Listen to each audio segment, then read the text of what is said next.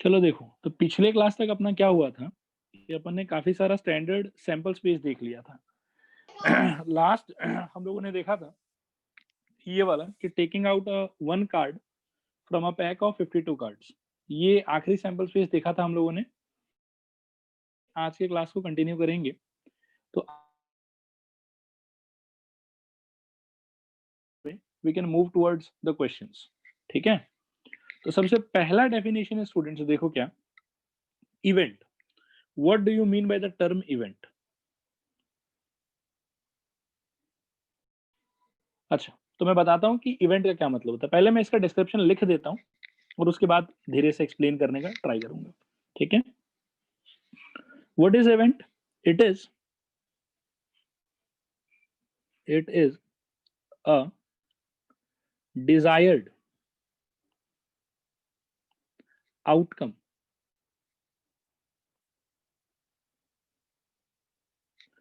told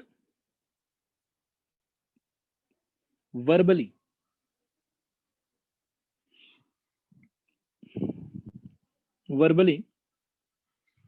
before performing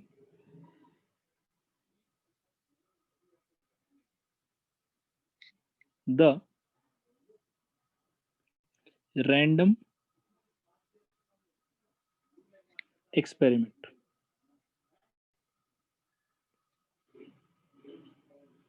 ठीक है, full stop. It may have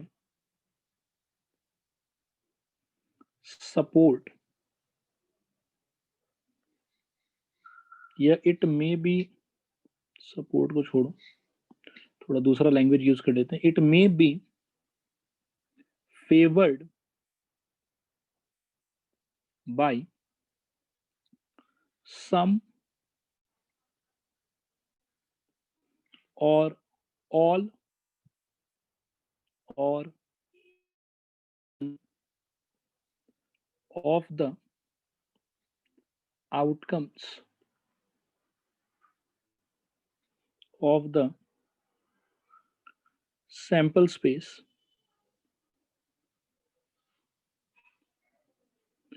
based on its description।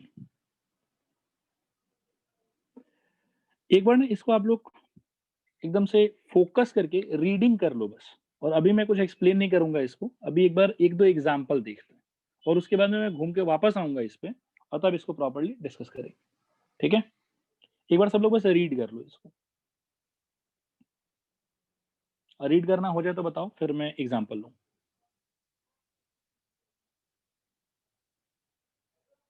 हो गया पढ़ना सबका? हाँ सर। ओके, अब बेटा देखो क्या है, एक बार मैं भी थोड़ा सा पढ़ देता हूँ, उसके बाद में मैं एग्जांपल लेता हूँ तो एकदम क्लियर हो जाएगा। It is a desired outcome told verbally before performing the random experiment. मतलब रैंडम एक्सपेरिमेंट तो आप करोगे और वो करने के पहले ही आप बता दोगे कि आपको क्या चाहिए। ठीक है, और वो जो आप बताओगे ना कि आपको क्या चाहिए, ठीक है, वो चीज को ही बोला जाता है इवेंट। ठीक है, उसी चीज को बोला जाता है इवेंट। और आगे ये एक बहुत महत्वपूर्ण लाइन है, मैं इसको थोड़ा सा अंडरलाइन भी कर देता हूं कि it may be favoured by some all or none of the outcomes of the sample space based on its description. ठीक है ना, इसमें स्पेशल वर्ड है कुछ कुछ, मैं उनको भी मार्क कर देता हूँ येलो कलर से, सम, all or none of the outcomes. ठीक है, अब थोड़ा देखते हैं कि क्या मतलब है इसका। देखो ध्यान से, एग्जाम्पल, मान लो कि मैं एक रैंडम एक्सपेरिमेंट करूं। ठीक है, एक रैंडम एक्सपेरिमेंट मैं कर रहा हूं। क्या है वो एक्सपेरिमेंट? थ्रो अ डाइस। ठीक है, ये रैंडम एक्सपेरिमेंट मैंने किया। तो एक्सपेरिमेंट करने के पहले ही अगर मेरे को पता है कि मैं एक डाइस फेंकने वाला हूं, तो इज इट वेरी क्लियर कि सैंपल स्पेस क्या होगा? बोलो हाँ या ना। हाँ सर। ओके, तो सैंपल स्पेस बेटा क्या होगा? 1 2 3 4 5 6। तो मेरे को ये लंप सम्प आइडिया है कि यार 1 2 3 4 5 6 आ सकता है डाइस फेंकने के बाद। सैंपल स्पेस तो क्या है कि आप एक्सपेरिमेंट करोगे उसके पहले ही आपको सैंपल स्पेस क्लियर होगा, ठीक है। उसके बाद में आप क्या कर सकते हो कि आप ना अपने तरफ से एक डिजायर प्रेजेंट कर सकते हो, ठीक है। कैसा डिजायर प्रेजेंट कर सकते हो? लाइक एक मान लो कि मैं एक डिजायर प्रेजेंट करता हूं, गेटिंग, ध्यान से देखना, गेटिंग एन ऑड नंबर। मैं ऐसा डिजायर प्रेजेंट कर सकता हूं। एक डिजायर में ऐसा भी प्रेजेंट कर सकता हूं, गेटिंग इवन नंबर, ठीक है। मैं एक डिजायर ऐसा भी प्रेजेंट कर सकता हूं, गेटिंग, मान लो कि number more than 10, more than 10। मैं कर सकता हूं ऐसा डिजायर प्रेजेंट, कोई बड़ा बात नहीं है, ठीक है। एक डिजायर अपन ऐसा भी प्रेजेंट कर सकते हैं, गेटिंग हेड, ये भी प्रेजेंट कर सकते हैं, कोई परेशानी नहीं है, ठीक है। इंसान ही हूं, कोई भी डिमांड रख सकता हूं, मैं ऐसा डिमांड भी रख सकता हूं, getting a natural number less than 7, ऐसा डिजायर भी रख सकता हूं, ठीक है। मतलब मेरे जो मन करेगा मैं डिजायर प्रेजेंट कर सकता हूं before performing the experiment. Random experiment perform करने के पहले मेरे जो मन में आएगा मैं वैसा डिजायर प्रेजेंट कर सकता हूं।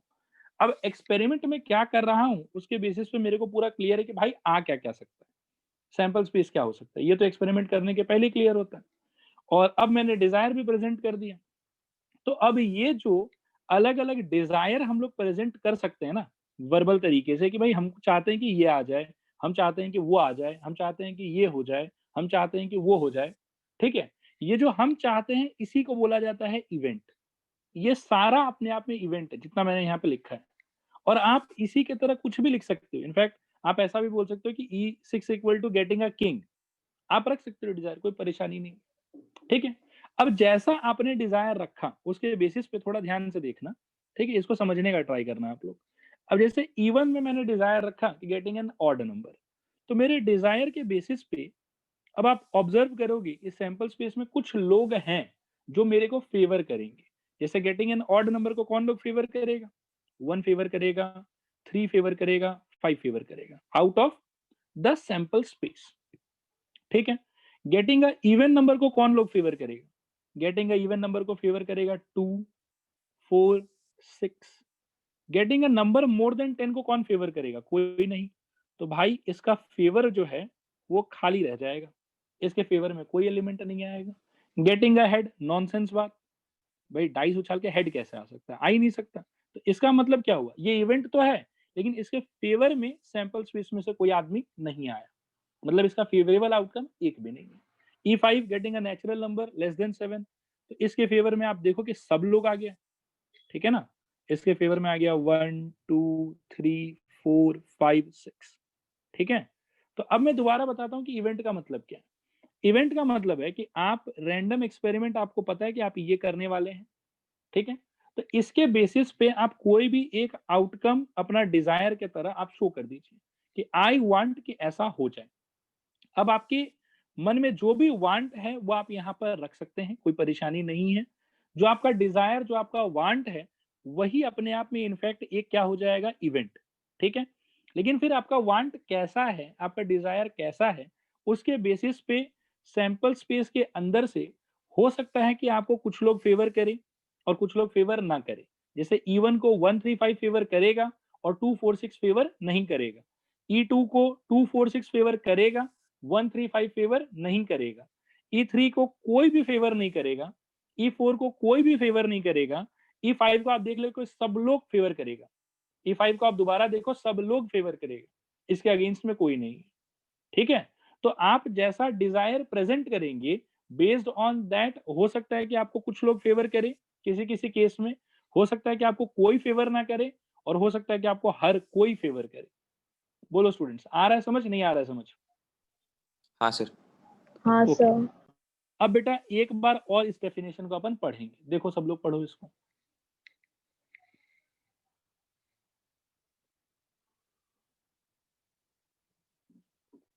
It is a desired outcome told verbally, मतलब आप उसको स्टेटमेंट में प्रेजेंट करोगे before performing the random experiment. It may be favoured by some, all or none of the outcomes of the sample space based on its description। जैसा description उसके basis पे favour मिलेगा, उसके बेसिस पे support मिलेगा। कहां से? सैंपल स्पेस के एलिमेंट्स से, सैंपल स्पेस के आउटकम्स से। बोलो आ रहा है समझ, नहीं आ रहा है समझ? हाँ सर। हाँ तो सर। एक बार सब लोग कंफर्म कर दो यार, थोड़ा सा क्लियर है ये पूरा का पूरा, आगे बढ़ा जाए। हाँ सर। हाँ हाँ सर। सर। ओके हाँ सर। बढ़िया, बहुत बढ़िया। मैं एक और डिजायर प्रेजेंट कर लेता हूँ और उसके बाद में एक फालतू सा डेफिनेशन है जो हालांकि हमारे ज्यादा काम नहीं आना है, फिर भी एक बार बात कर लेते हैं, नहीं तो फिर आप लोगों को लगेगा कि सर ने बताया नहीं। ठीक है, E6, let me put it like this, getting even prime number. बताना जरा कौन होगा इसके फेवर में? सर 2। 2 अकेला 2। ठीक है, अच्छा इसमें अगर मैं आपसे पूछूं ये वाले में, let me change the colour, ये वाले में E1 वाले में कि total number of favourable outcome कितना है, तो क्या बोलोगे? 3 वेरी गुड। E2 में 3 3, करेक्ट। E3 में none नन मतलब कितना?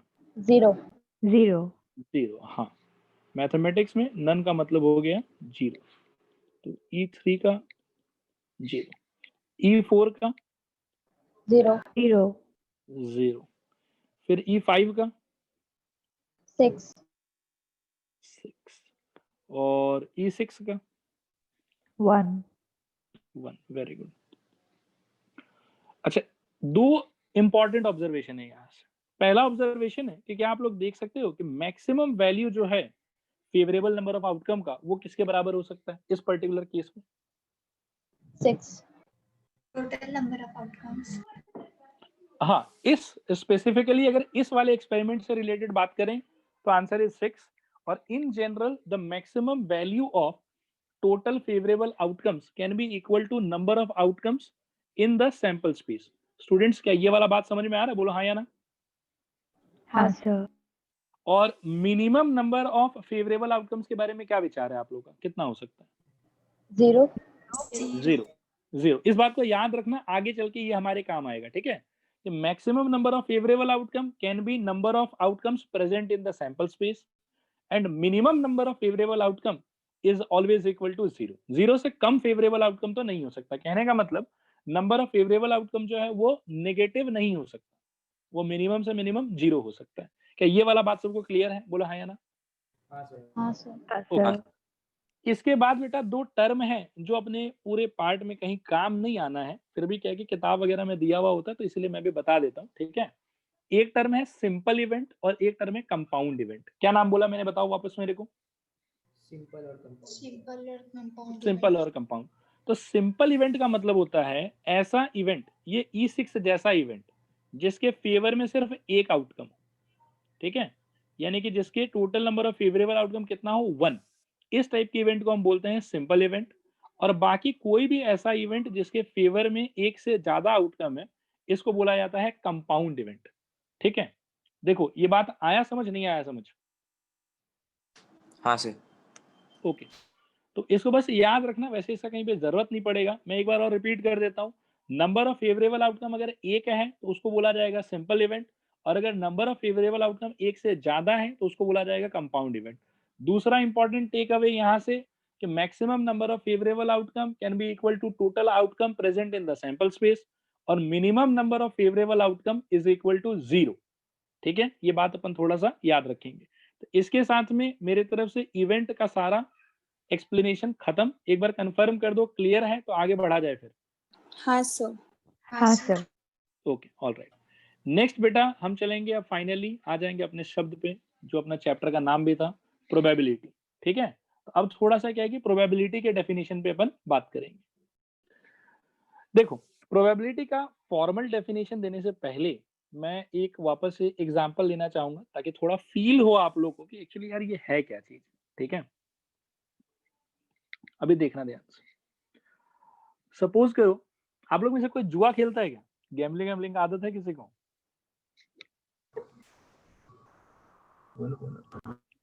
बोलो।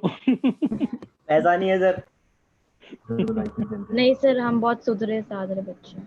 सुधरे सर नहीं, ठीक, आईपीएल चल रहा है इसीलिए तो मैं पूछ रहा हूँ कि जुआ खेलने का आदत है कि नहीं। चलो कोई नहीं, मतलब एक ना गेम है जो मैंने स्कूल्स में ही देखा है। ठीक है, और मैं कौन से स्कूल में गया था मैं नाम किसी का नहीं लूंगा, मतलब ये सब भी बहुत कंट्रोवर्सी हो जाता है फिर कि ऐसे कैसे बोल दिया सर आपने स्कूल के बारे में वगैरह वगैरह। But there is a game called, याद होगा आप लोगों को, 7 अप एंड 7 डाउन। ऐसा किसी ने सुना है? हाँ सर। हाँ सर। सर अच्छा, क्या होता है इस गेम में? सर 7 आया तो नंबर चूज कर। सर मतलब 7 अप और 7 डाउन ये 3 होगा और एक आदमी पूछेगा क्या लगाना है तो उधर पैसा हम्म। रख दो सर, हम लोग- जिसको लगता है नीचे आएगा और फिर हम्म। वही जो साइड हारेगा उसका हम्म। पैसा गया और जीतने वाला साइड को उसका डबल मिल जाएगा और चलो जो मैं लकी आपको 7 होगा उसको सारा पैसा मिल जाएगा। अच्छा अच्छा एक बात बताओ कि ये गेम लीगल है कि इलीगल है? इलीगल है सर। क्यों इलीगल है वो बता सकता हूँ? सर हम लोग को लक पे पैसा जितना वो अर्निंग का सोर्स कंसीडर नहीं करता है। नहीं, मैं थोड़ा सा अभी एक्सप्लेन करूंगा आप लोगों को। मैं पहले एक इंपॉर्टेंट चीज ले लेता हूँ अपने सामने। हाँ बोलो बोलो। मैं इसके मदद से आप लोगों को दिखाऊंगा एक्चुअली वो जो गेम है ना 7 अप 7 डाउन, वो आपको आज पता चलेगा कि वो टोटली क्या है कि जो ऑर्गेनाइजर होता है ना उसके फेवर में बायस्ड होता है। वो टोटली बायस्ड होता है, मतलब ऑर्गेनाइजर का हमेशा जीतने का जो चांसेस है वो आपसे ज्यादा होगा। देखना ध्यान से, पहले मैं गेम एक्सप्लेन कर देता हूँ कि बेसिकली होता क्या है। एक ऑर्गेनाइजर रहेगा, उसके हाथ में 2 डाइस रहेगा। ठीक है, और वो बोलेगा कि ठीक है आप बताइए कि आपको 7 अप पे पैसा लगाना है, 7 डाउन पे पैसा लगाना है या 7 पे पैसा लगाना है। ठीक है, और उसके बाद में क्या होगा, जैसे आपने चूज किया कि 7 अप, तो बोलेगा कि 7 अप पे अगर आप लगाते हो तो हम 10 रुपए का आपको 15 रुपया देगा। ये 7 डाउन पे भी लगाते हो तो हम आपको 10 रुपए का 15 रुपया देगा। लेकिन अगर आप 7 पे पैसा लगाते हो कि हाँ 7 आएगा, ठीक है, तो उस केस में हम डबल कर देगा, 10 का 20 देगा आपको। अभी जो जुआरी होगा, ठीक है, मतलब आप लोग नहीं हो, मैं भी नहीं हूं, लेकिन ठीक है जो होगा जुआरी, वो जुआरी क्या सोचेगा, यार 10 का 20 मिलता है 7 आने पे, चलो इसी पे पैसा लगाया जाए। ये जो दूसरा जुआरी होगा वो बोले कि थोड़ा रिस्क चलो कम लेते हैं, 7 अप पे या 7 डाउन पे लगाते हैं। And there is a thing कि आप ना तीनों पे एक साथ पैसा नहीं लगा सकते हो। मतलब आपको ये तो 7 अप पे लगाना है, ये 7 डाउन पे लगाना है, ये 7 पे लगाना है, इस तीन में से कोई एक पे ही लगा सकते हो। अब आप देखो कि अगर कोई विद्यार्थी 7 अप पे, मतलब विद्यार्थी तो नहीं मतलब जुआरी, ठीक है, अगर कोई जुआरी 7 अप पे पैसा लगाता है तो उसके फेवर में आपको लग रहा है कि ये वाला पार्ट होगा पूरा? हाँ सर। और नहीं उसके सर। हाँ नहीं, हाँ हाँ हाँ हाँ हाँ। हाँ ठीक है, और उसके अगेंस्ट में कितना लोग होगा, मतलब नॉन फेवरेबल कितना लोग होगा? इसके ऊपर वाला एरिया, मतलब ये वाला पार्ट है ना। Yes sir. एक बार थोड़ा सा काउंटिंग करो तो कि उसके फेवर वाला एरिया ज्यादा है कि नॉन फेवर वाला एरिया ज्यादा है? नॉन फेवर वाला। नॉन फेवर वाला। और जो जुआरी के नॉन फेवर में है, जो जुआरी के नॉन फेवर में है वो आपको लगता है कि ऑर्गेनाइजर के फेवर में है? यस। हाँ सर। तो ज्यादा लोग 7 अप के केस में किसको फेवर कर रहे हैं, जुआरी को? बोलो हाँ या ना। यस। अच्छा, 7 डाउन पे अगर कोई पैसा लगाता है तो भी सेम सिनेरियो, तब उसके फेवर में इतना लोग होगा, और जो बचा हुआ पार्ट है जिसको मैंने कवर नहीं किया वो सारा का सारा जुआरी के फेवर में होगा। अभी भी जुआरी के फेवर में ज्यादा है। और कोई आदमी यदि एकदम से रिस्क लेता है और 7 पे पैसा लगाता है तो आप देखो कि उसके फेवर में कितना कम लोग हैं, सिर्फ 6 लोग हैं, और बाकी सारा लोग किसके फेवर में, जुआरी के फेवर में। इसीलिए जुआरी ज्यादा मतलब क्या है कि उसको लालच देता है, क्योंकि पता है जुआरी को कि चांसेस ज्यादा है कि ये हार जाएगा। देखो फीलिंग आ रहा है कि नहीं फीलिंग आ रहा? सर जुआरी मैथमेटिशियन है। मतलब कहीं ना कहीं प्रोबेबिलिटी जो पूरा चैप्टर है वो गैम्बलिंग से ही शुरू हुआ था, अगर इसके इतिहास पे जाके देखोगे तो। ठीक है, तो यही एडवाइस है कि नेक्स्ट टाइम से 7 अप 7 डाउन मत खेलना। ठीक है, और सर टोटली 7 बाइस्ड में गेम। लगाना चाहिए। 7 में नहीं लगाना चाहिए बेटा। मैं अगर जुआ खेलूंगा तो मैं तो 7 अप या 7 डाउन पे ही लगाऊंगा। ठीक है, क्योंकि 7 पे यदि लगाऊंगा तो टोटली फिर लक वाला बात हो गया, और उसमें मेरे हारने का चांसेस मैथमेटिकली तो बहुत कम है। और सबसे बढ़िया है कि यदि खेलना ही है तो ऑर्गेनाइजर बन जाओ, उसमें सही रहेगा, उसमें लॉस नहीं है। ठीक है, देखो 7 अप 7 डाउन वाला एग्जांपल समझ में आया कुछ कि नहीं समझ में आया? हाँ सर सर। आया। हाँ सर। हाँ ओके, सर। अब एक एग्जांपल बेटा थोड़ा सा मैं और लेता हूँ। ठीक है, सपोज करो कि कोई एक जुआरी है, मतलब कोई बच्चा है। ठीक है, इसके हाथ में एक डाइस है, ये उछालता है और ये डाइस आके गिरेगा नीचे। ठीक है, ठीक है, हमको पता है कि 1 2 3 4 5 6। ठीक है, इसमें से कुछ भी आ सकता है। अब आप देखो कि यहाँ पर दो आदमी बैठा हुआ है, राम और श्याम। ठीक है, राम चाहता है कि 2 और लेस। ठीक है, 2 और लेस मतलब 2 या 2 से कम आए, और श्याम चाहता है कि मोर देन 2, मोर देन 2। ठीक है, अभी एक्सपेरिमेंट हुआ नहीं है, डाइस उछला नहीं है, डाइस उछलेगा उसके पहले राम का डिजायर है 2 और लेस, और श्याम का डिजायर है मोर देन 2। तो आप लोग सोचो कि किसके जीतने का चांसेस ज्यादा है? श्याम। श्याम। श्याम की। क्यों ऐसा बोल रहे हो? नंबर ऑफ सर क्योंकि ज्यादा नंबर ऑफ फेवरेबल आउटकम्स देखो श्याम वाला सही में चीज ज्यादा बोलने है। का ट्राई करना। हाँ, क्या बोल रहे हो, फिर बोलो। फेवरेबल आउटकम्स श्याम वाला में ज्यादा है। यस, फेवरेबल आउटकम्स श्याम वाले में ज्यादा है, तो इसलिए श्याम के जीतने का चांसेस ज्यादा है। लेकिन क्या हम श्योरली बोल सकते हैं कि श्याम ही जीतेगा? क्या राम के जीतने का प्रोबेबिलिटी 0 है? क्या राम के जीतने का नहीं। चांसेस 0 है? नहीं सर। नहीं सर। नहीं, राम के जीतने का चांसेस 0 तो नहीं है। क्या ये बात समझ में आ रहा है? बोलो हाँ या ना। हाँ सर। हाँ सर। ओके, तो बेटा देखो क्या होता है, मतलब प्रोबेबिलिटी का डेफिनेशन अभी मैं दूंगा, बस एक सिनेरियो एक्सप्लेन कर रहा हूं। ठीक है, कि एक रैंडम एक्सपेरिमेंट है डाइस का उछलना। सही बात है। फिर पता है कि यार डाइस जब उछलेगा हवा में, गिरेगा जमीन पे, तो इसमें से कुछ भी आ सकता है, कुछ भी आ सकता है, सबका चांस बराबर है इसमें से तो। ठीक है, फिर ना राम के अपने खुद की एक इच्छा है कि भाई 2 या 2 से कम है, और श्याम के अपने खुद की एक इच्छा है। ठीक है, जब तक एक्सपेरिमेंट कंप्लीट नहीं हुआ है तब तक ये बात टोटली अनसर्टेन है कि राम का इच्छा पूरा होगा या श्याम का इच्छा पूरा होगा। लेकिन एक्सपेरिमेंट होने के पहले जरूर मेरे को ये दिखाई दे रहा है कि श्याम की इच्छा पूरा होने का चांसेस थोड़ा ज्यादा है। ठीक है, और राम की इच्छा पूरा होने का चांसेस थोड़ा कम है। ऐसा क्यों? क्योंकि जो नंबर ऑफ फेवरेबल आउटकम है वो इन दोनों केस में डिफरेंट है। श्याम के केस में ज्यादा है, राम के केस में कम है। लेकिन 100% सर्टेनिटी के साथ तो हम नहीं बोल सकते कि श्याम ही का इच्छा पूरा होगा, राम का इच्छा पूरा नहीं होगा। भाई क्या पता एक्सपेरिमेंट हो और 1 आ जाए। ठीक है, तो राम का भी इच्छा पूरा हो सकता है। तो ये जो एक मन में फीलिंग रहता है ना अनसर्टेनिटी का, यार हो तो ये भी सकता है, हो तो वो भी सकता है, लेकिन किसी एक के होने का चांसेस थोड़ा ज्यादा लग रहा है और किसी एक के होने का चांसेस थोड़ा कम लग रहा है। ये जो अनसर्टेनिटी वाला फिर भी एक जो फीलिंग रहता है कि हाँ उसके होने का चांसेस ज्यादा है, इसके होने का चांसेस कम है, इसी चीज के मैथमेटिकल मेजरमेंट को हम बोलते हैं प्रोबेबिलिटी। देखो आया समझ, नहीं आया समझ? यस। बताओ स्टूडेंट्स, क्लियर है? हाँ आ गया सर। आ गया सर। आ गया। ओके ओके, तो इसी चीज को हम कहते हैं प्रोबेबिलिटी। अब मैं इसको थोड़ा अंग्रेजी में लिखूंगा। ठीक है, इंग्लिश तो आप लोग सबका अच्छा ही, उसमें तो कोई डाउट नहीं है। आइए देखें formal definition of probability. What is probability? तो it is the mathematical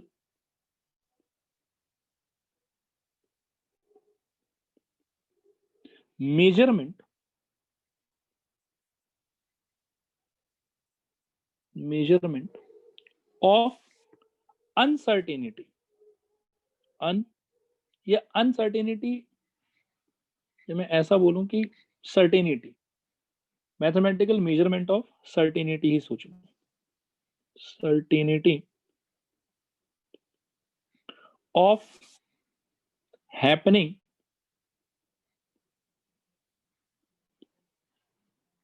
of an uncertain event से capital E, full stop. It is represented as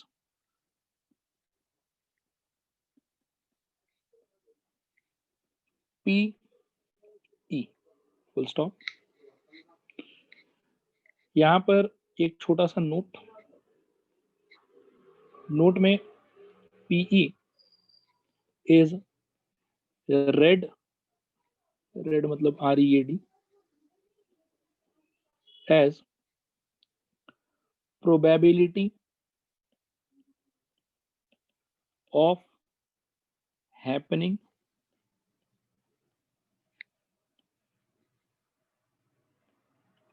of event E. इसको ऐसे पढ़ते हैं हम लोग, ठीक है। It is represented as this and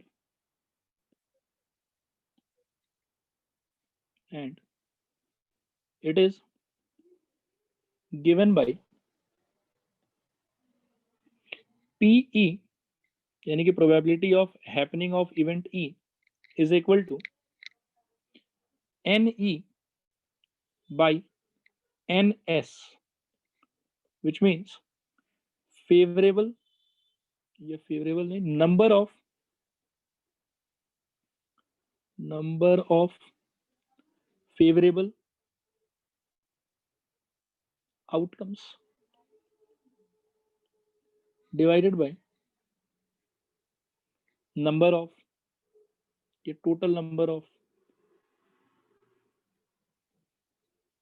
total number of outcomes। देखो ये इसका फॉर्मल मैथमेटिकल डेफिनेशन है, ठीक है। इसको बिल्कुल ध्यान से समझने का ट्राई करो।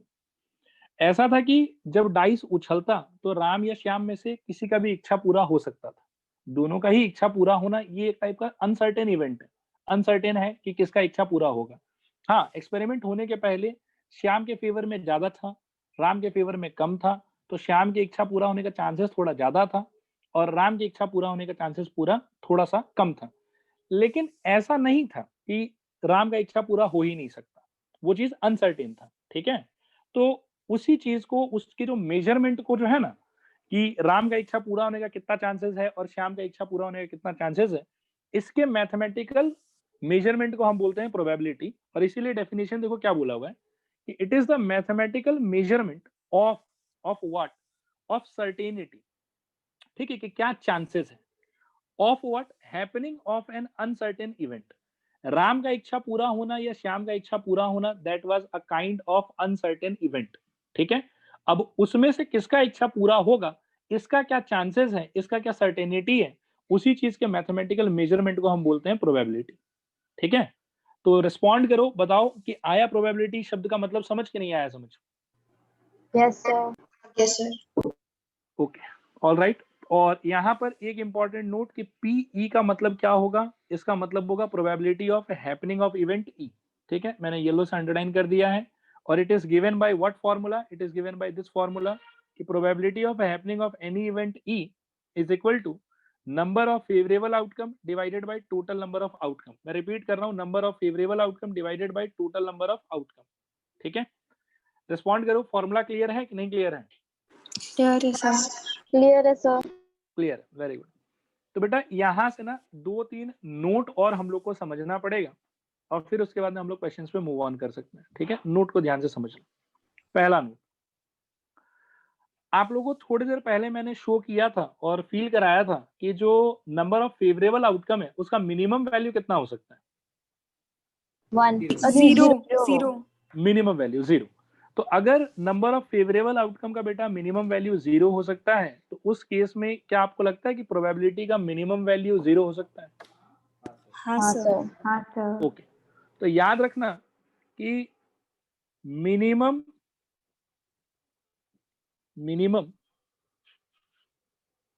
वैल्यू ऑफ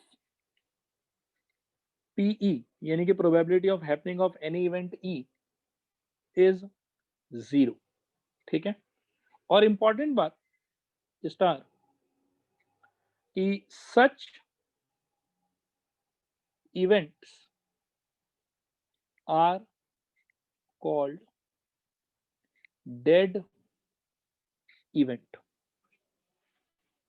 ठीक है, सच इवेंट्स या सच इवेंट्स, इसमें इस केस में इवेंट कौन है? यहां पर है E, और थोड़ा सा अंग्रेजी ठीक कर रहा हूं मैं। सच event E is called dead event. देखो ये चीज का मतलब समझ में आया कि नहीं समझ में आया? हाँ सर। हाँ सर। हाँ सर। मतलब किसी भी इवेंट के होने का जो मिनिमम प्रोबेबिलिटी है बेटा वो 0 हो सकता है। ठीक है, और अगर किसी इवेंट के होने का प्रोबेबिलिटी 0 है तो उस टाइप के इवेंट को हम क्या बोलेंगे? Dead event. ठीक है, 2 नंबर पे आप लोग सोचो कि फेवरेबल नंबर ऑफ आउटकम का जो काउंटिंग है उसका मैक्सिमम वैल्यू कितना पॉसिबल था? Number of possible number of, number of फिर तो टोटल 1 नंबर होगा ऑफ ना? Total number of outcomes present in the sample space. ठीक है, नंबर ऑफ फेवरेबल आउटकम का maximum value can be total number of outcomes present in the sample space. बोलो हाँ या ना? हाँ सर। सर हाँ सर तो सर, हाँ अगर फेवरेबल आउटकम्स और total number of outcomes equal हो तब तो फिर आंसर 1 हो जाएगा ना? अभी मैं उसी पे मूव कर रहा हूँ, वही बात मैं एक्सप्लेन कर रहा हूँ कि इसका नंबर ऑफ फेवरेबल आउटकम का मैक्सिमम वैल्यू कितना हो सकता है? तो मैक्सिमम 1। वैल्यू हो सकता है total number of outcome number के ऑफ बराबर। आउटकम्स। ठीक है, और जब इसका वैल्यू और इसका वैल्यू सेम हो जाएगा, ठीक है, मान लो कि डाइस के केस में ऊपर वाले का वैल्यू भी 6 हो जाएगा और नीचे वाले का वैल्यू भी 6 हो जाएगा, तो ये लोग एक दूसरे को कैंसल आउट करके आंसर कितना हो जाएगा ओवरऑल? 1। 1। तो क्या हम ये बात बोलें कि maximum value of probability of happening of any event is 1? 1 से ज्यादा वैल्यू नहीं हो सकता। हाँ सर। हाँ सर। बोलो यार हाँ या ना? हाँ सर। Yes sir. ओके, तो इसीलिए मैं लिखूंगा मैक्सिमम वैल्यू ऑफ PE यानी कि probability of happening of any given event E is 1। एक ही होना चाहिए, और यहां से वापस एक स्टार बात। ठीक है, सच इवेंट E मतलब जिसका प्रोबेबिलिटी 1 हो रहा हो आर कॉल्ड श्योर इवेंट, कि भाई वो तो हो के रहेगा। श्योर इवेंट भी बोलते हैं, कुछ किताब में सर्टेन इवेंट भी लिखा हुआ रहता है, बट मेजोरिटी किताब में श्योर इवेंट बोला हुआ होता है। ठीक है, तो सब लोग रिस्पॉन्ड करो, क्या ये पूरा बात क्लियर है? दोनों पॉइंट नोट का हाँ या ना? हाँ हाँ सर। सर। हाँ सर। ओके ऑलराइट, आगे बढ़ते हैं यहाँ से। 3 नंबर, थर्ड इंपॉर्टेंट पॉइंट कि इन जनरल प्रोबेबिलिटी का वैल्यू कहाँ से कहाँ तक होता है। तो मैं अभी एक इनइक्वालिटी लिख रहा हूँ, ठीक है, थोड़ा आप लोग सोच के बताना कि क्या समझ में आता है आप लोगों को। जो फेवरेबल आउटकम्स का काउंटिंग है, जो नंबर है, वो मेरे को लगता है कि 0 से लेके टोटल नंबर ऑफ आउटकम्स के बीच में कुछ भी हो सकता है। क्या बोलते हो? हाँ sir. Based on the definition मतलब 0 भी हो सकता है। हाँ हाँ, हाँ ये ठीक है, ये समझ में आया सबको? Can you repeat? हाँ, आई एम रिपीटिंग इट। मैं कह रहा हूं कि जो total number of favourable outcomes है, ये फेवरेबल नंबर ऑफ जो आउटकम्स है उसका वैल्यू 0 से लेके, ठीक है, टोटल नंबर ऑफ आउटकम्स के बीच में कुछ भी हो सकता है। हाँ सर। हाँ सर। कभी कभी 0 भी हो जाएगा, कभी इससे थोड़ा ज्यादा हो जाएगा, और कभी हो सकता है कि जितना टोटल आउटकम है सैंपल स्पेस में उसके बराबर हो जाएगा। लेकिन नंबर ऑफ फेवरेबल आउटकम कभी 0 से कम नहीं हो सकता, और नंबर ऑफ फेवरेबल आउटकम कभी भी सैंपल स्पेस में प्रेजेंट टोटल आउटकम से ज्यादा नहीं हो सकता, इसके तो बीच में ही रहेगा पक्का। क्या बोलते हो, हाँ या ना? हाँ सर। हाँ सर। बाकी लोग भी बताओ बेटा, थोड़ा एनर्जी दिखाओ। हाँ सर। हाँ सर। Okay okay. अब मैं क्या बोल रहा हूँ, इसको ना अगर मैं ns से डिवाइड कर दूं, ठीक है, तो ये क्या हो जाएगा देखो तो, 0 divided by ns less than equal to ne divided by ns, ठीक है, और less than equal to ns divided by ns, ठीक है। अभी ध्यान से देखो भाई, ये चीज तो हो गया 0, ये चीज तो कट के हो गया 1, और ये जो भाई साहब है, ये भाई साहब कौन हो गया?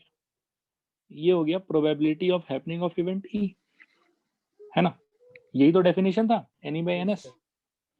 तो यहां से मैं क्या बोल सकता हूं कि इन जनरल जो probability of happening of any event E होगा, उसका वैल्यू 0 से लेके 1 के बीच में होना चाहिए। मिनिमम वैल्यू 0 हो सकता है, उस टाइम पे उस इवेंट को बोलेंगे डेड इवेंट। मैक्सिमम वैल्यू 1 हो सकता है, उस टाइम पे उसको बोलेंगे सर्टेन इवेंट या श्योर इवेंट। और ऐसे इन जनरल 0 से लेके 1 के बीच में कोई ना कोई वैल्यू उसका होगा। बोलो क्या बोलते हो, आया समझ, नहीं आया समझ? हाँ सर। तो यही है हमारा बेटा थर्ड नोट, ठीक है। थर्ड नोट की याद रखना, the value of PE is like this. अभी दिस मतलब ये, ठीक है, 0 से 1। तो कभी कभी ऐसे ही ना फालतू घटिया से 1 मार्क का क्वेश्चन बन सकता है किसी टीचर के अगर दिमाग में आ जाए कि is it possible to get probability of any event equal to 3/2? No. No no कि yes? Yes. No. No yes.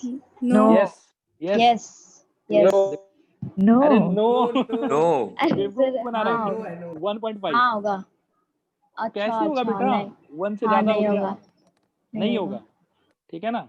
तो दिस कैन नॉट हैपन, ठीक है। कभी ऐसा सैंपल पूछ स्पेस लिया तो ज्यादा है ना, सैंपल स्पेस 2 है, ये प्रोबेबिलिटी इवेंट 3 आ रहे हैं, तो थोड़े ना। बेटा, ऐसा ये सब कंसेप्ट मत लाओ कि सैंपल स्पेस 2 है। ये सब खतरनाक कंसेप्ट है यार। मैं बताता हूँ कहाँ खतरा है आपको, ठीक है। चलो पहले इसका आंसर करो, P इक्वल टू -1/2 पॉसिबल है कि नहीं पॉसिबल है? नहीं सर। पॉसिबल। नहीं नहीं सर। सर। नहीं पॉसिबल है, क्यों? प्रोबेबिलिटी नेगेटिव नहीं हो सकता। नेगेटिव। अब बाकी शुभम जो है वो एक शहनशाह वाले रास्ते पे चल रहा है, उस रास्ते पे मतलब खतरा ही खतरा है। शुभम, प्रोबेबिलिटी अगर किसी चीज का हाफ है तो क्या हम बोल सकते हैं कि सैंपल स्पेस में 2 आदमी है, फेवर में 1 आदमी है? हाँ। वाह बेटा वाह। नहीं नहीं नहीं नहीं, सर। सॉरी नहीं सर। अलग से बुला के जो है इसको राष्ट्रपति से पुरस्कार दिलाना पड़ेगा, राष्ट्रपति भवन भेज दी। नहीं सर, हम कुछ और ही सोच रहे हैं अभी, माथा खाली है मेरा। नहीं, माथा खाली खाना खाओ बेटा, पेट भरो, माथा को जगह पे लाओ। अभी आप बोले कि 3/2 का मतलब है कि सैंपल स्पेस में 2 आउटकम है और 3 आउटकम ज्यादा हो गया। ये सब गलत है, ऐसे नहीं सोचेंगे, ठीक है। क्योंकि हो सकता है ना यार कैंसल आउट करके आया हो। नहीं नहीं ठीक है, ठीक है, क्लियर हो गया तो? हाँ सर। चलो ठीक है। तो सब लोग बताओ यार थोड़ा सा कि इवेंट और प्रोबेबिलिटी का मीनिंग डेफिनेशन आया 100% समझ कि नहीं आया समझ? हाँ सर। हाँ सर। हाँ ओके। सर। चलो अब बेटा हम स्टेटस में हैं कि अब हम लोग सवाल पे चल सकते हैं, ठीक है। ये आप लोग के लिए पहला सवाल, पढ़ो इसको आराम से। मैं 1 मिनट वेट करता हूँ, सब लोग इमेजिन कर लो एक बार। मैं लिखने का तरीका भी बताऊंगा और फिर मैं सोल्यूशन भी बताऊंगा आप लोग को, ठीक है। चलो सब लोग के पास में 1 मिनट टाइम है, मन में सोच लो एक बार कि क्या पूछा हुआ, कैसे पूछा हुआ। तो चलो करते हैं डिस्कस। मैं इसको ना पहला क्वेश्चन जो है उसको थोड़ा लिख लिख के बताता हूँ कि प्रॉपर्ली लिखना कैसे है, और सेकंड क्वेश्चन से ऑरली करना शुरू कर देंगे, ठीक है। तो सबसे पहले तो क्या है कि आप लोग आइडेंटिफाई करो कि यहाँ पर ना एक्सपेरिमेंट क्या कर रहे हो आप। What is a random experiment here? Sir Throwing a even dice. Number throwing अ, ये है आपका रैंडम एक्सपेरिमेंट। जो शब्द मैं बोलूं, शब्द को ध्यान से समझना और समझ के आंसर करने का ट्राई करना, तो ही आपकी कॉन्फिडेंस बढ़ेगा, नहीं तो फिर गड़बड़ हो सकता है। तो let me ask once again, यहाँ पर रैंडम एक्सपेरिमेंट क्या होगा बेटा?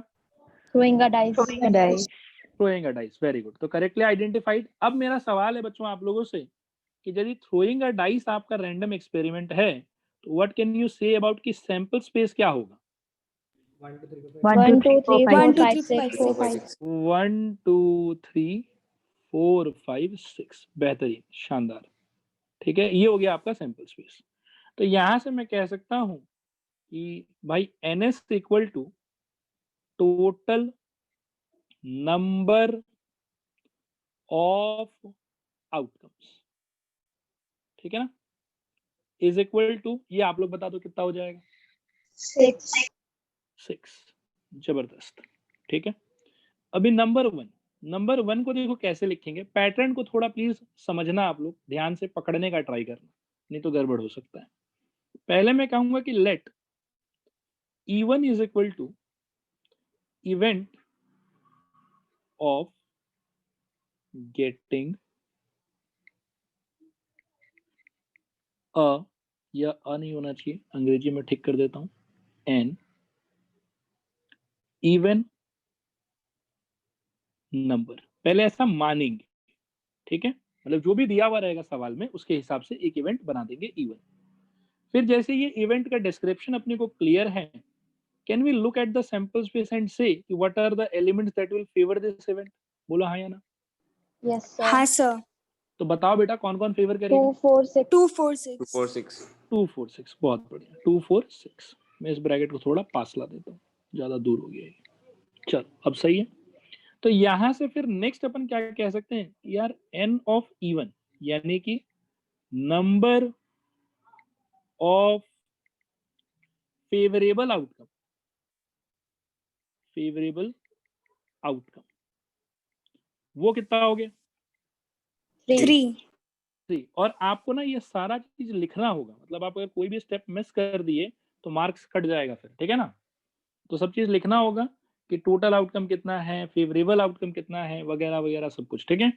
अब now we are in a state कि we can find probability of event. तो P ऑफ इवन, ठीक है, और P ऑफ इवन का मतलब क्या होता है? P of happening of event कि not happening of event? Happening of नहीं। Event. Happening happening of event, very good. तो P ऑफ इवन का मतलब होता है कि probability of happening of event. तो दिस इज इक्वल टू, पहले आपको फॉर्मूला लिखना होगा। फॉर्मूला क्या है? फॉर्मूला है n of even by n of s, या फिर वर्ड्स में अगर लिखना चाहो तो नंबर ऑफ फेवरेबल, में थोड़ा शॉर्ट फॉर्म में लिख रहा हूँ, ठीक है ना। आउटकम आप एग्जाम में पूरा लिखिएगा, डिवाइडेड बाय टोटल, सर ये n e1 को ऐसे पूरा लिखना होता है, सब मतलब कुछ इतना लिखना जरूरी नहीं है। बिल्कुल पूरा जरूरी है, आप कुछ भी Okay. मिस मत करना, ठीक है, नहीं तो मार्क्स कट जाएगा। टोटल नंबर ऑफ आउटकम, ठीक है। देखो यहाँ तक का लिखने का पैटर्न समझ में आया? रिस्पॉन्ड करो एक बार हाँ या ना। ओके, तो अब इस पैटर्न के हिसाब से बेटा फाइनली P ऑफ इवन का वैल्यू हो क्या जाएगा अगर मैं वैल्यूज को बिठाऊं तो? 1/2 by 1 by 6 2 is equal to 1/2। Sir तो देखो ये है लिखने का पैटर्न। हाँ बताओ। सर जैसे हम लोग NE1 और E1 इन लोग क्या आपको कहते हैं, हम लोग को PE1 को नहीं बोलना होगा प्रोबेबिलिटी ऑफ इवेंट? P1 को नहीं बोलना होगा, नहीं बोलने से भी होता, मतलब वो अंडरस्टूड रहता है कि P1 जो है ना, देखो स्टैंडर्ड है, इसीलिए मैंने यहाँ लिख दिया था कि PE का मतलब क्या होता है इन जनरल। इसका मतलब होता है probability of happening of event E। तो ये सिंबल ही अपने आप में उस पूरे चीज को जो है बता रहा है, ठीक है। हाँ सर। अच्छा बच्चों एकदम ईमानदारी से बताओ, ऑनेस्टी के साथ, कि क्लियर हुआ ये लिखने का पैटर्न कि नहीं क्लियर हुआ? हाँ सर। ओके, और तरीका भी क्लियर है पूरा कि वैल्यू वैल्यू कैसा आया कैसे नहीं आया? हाँ सर। ओके, तो बाकी पार्ट्स में देखो यार, अभी लिखने वाला झमेला नहीं करेंगे, ठीक है। आप लोग बस मेरे को आंसर बताना स्टार्ट करो, और लिखने का पार्ट एक बार बता दो कि कर पाओगे आप लोग, कि मैं सारे में लिख लिख के दिखाऊं? सर कर लेंगे। ठीक है, चलो इस बात पे मैं आप लोगों पे भरोसा करता हूं कि कर लोगे आप लोग, ठीक है। तो चलो बताओ, getting a number greater than 10, इसका प्रोबेबिलिटी क्या होगा?